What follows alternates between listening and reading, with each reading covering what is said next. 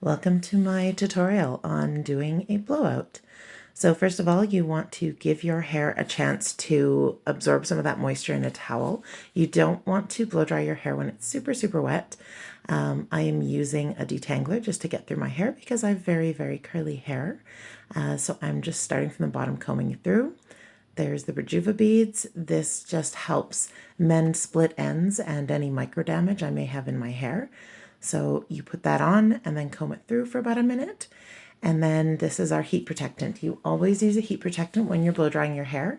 I chose the blowout cream over the thermal styling protect because the blowout cream also has like a smoothing agent in it, which really helps. There is the Moxie Mousse. We're concentrating that on our roots. And at the top, this is where you're going to get your volume from.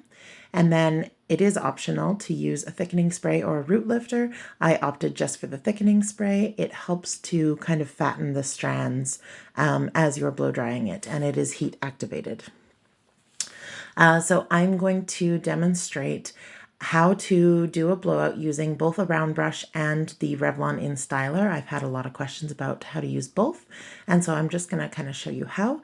So you can see that I am pointing the nozzle down the length of the hair. You don't want to go in the reverse direction that the hair grows. You want to kind of go with the strand of the hair. That actually increases shine. And then I am going with the brush underneath the strand and then kind of blow drying over top. And then I twirl it at the end just to get that nice rounded look there. And again, you can see going top down, when you hold the round brush, you want to kind of push the hair up. This gives you kind of a little bump right at the root and it helps with volume. And then again, you always pull the hair away from your face. You don't want to curl towards your face. You want to curl away. And you can see I'm doing that sad little piece in the back that I didn't leave enough hair in the back to do there. Next layer, I'm going to switch to the one step. This is basically a round brush and blow dryer in one. It does get very hot, so you definitely need to make sure you have a heat protectant on there. But it is awesome, especially if you have really wavy or textured hair like I do. It just helps to smooth it, and if you are not coordinated with a hairdryer and a brush at once, this really helps. I quite like this this little tool here, but again, same technique. You're starting from the bottom, you're kind of pushing up, leaves hair really nice and shiny, which we like. And as you can see, it is awesome. And it has a very large paddle, so you can do large sections of hair at once, which I also like because it cuts my blow drying in half. But I want to switch back and forth because not everybody has the InStyler. And so this is why I'm doing a bit of both when I do my hair here. So I'm switching back and forth. You can see I've got two brushes there. The big one I used for the bottom. This is because I want the longer layer to have more of a straighter, more volume sort of a style there. And then the smaller one, because it's more curved, it's better for adding a little bit more movement in the top and giving me more volume. And you can see that the way that I am holding the hair, I'm actually kind of pushing it forward. When I kind of roll it right at the root, this also helps with volume because the hair ends up drying in that little bump there. And you can see my little twisty on the end. So once again, just going through, smoothing it from front over, adjusting my grip. Sometimes I have to keep putting the hairdryer down, but you can see that awesome little bump there with the volume. That is what we were trying to achieve.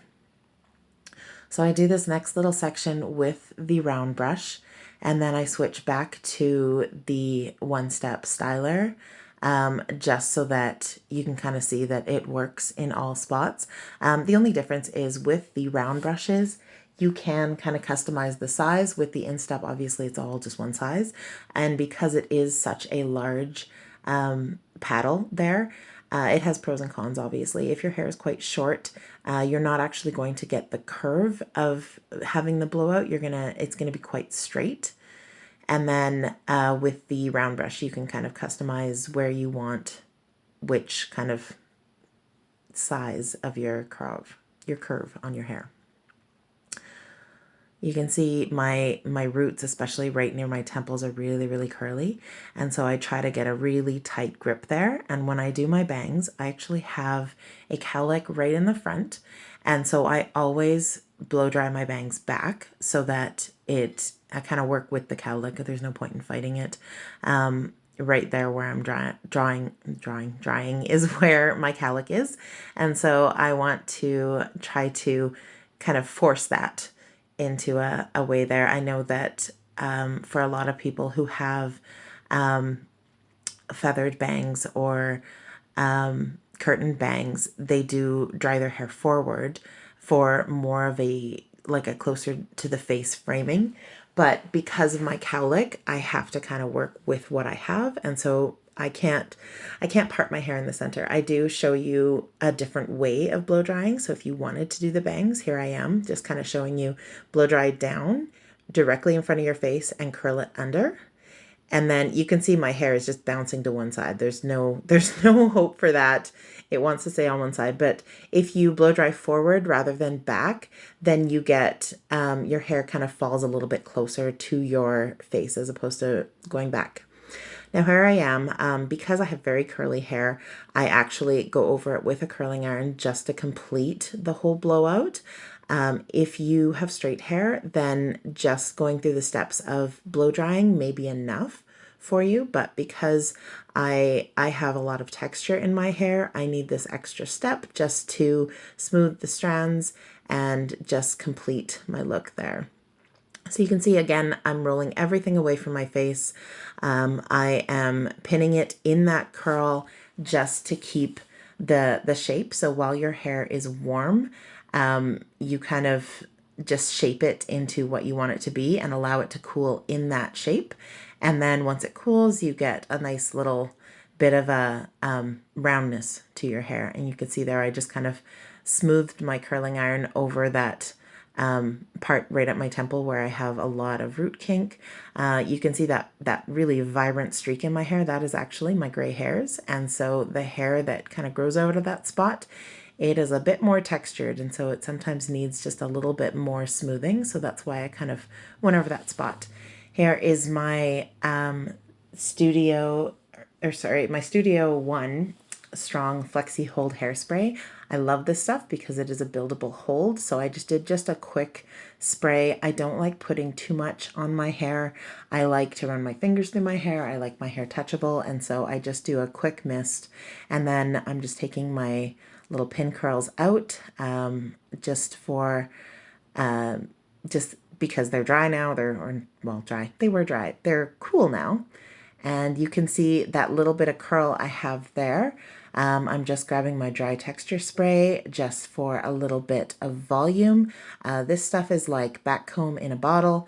It just adds a little bit of friction right at the root so that your hair, as glossy and shiny as it is, doesn't fall in on itself and lay flat to your head. So you want that to be kind of bumped up right at the root. Root Lifter does the same thing. It's just Root Lifter is something that you would use when your hair is wet, but I opted for the texture spray instead because it smells like vanilla. And then you can see my final result. Nice volume, shiny, and it just looks gorgeous. So thank you for watching. Stay tuned for the products I used at the end.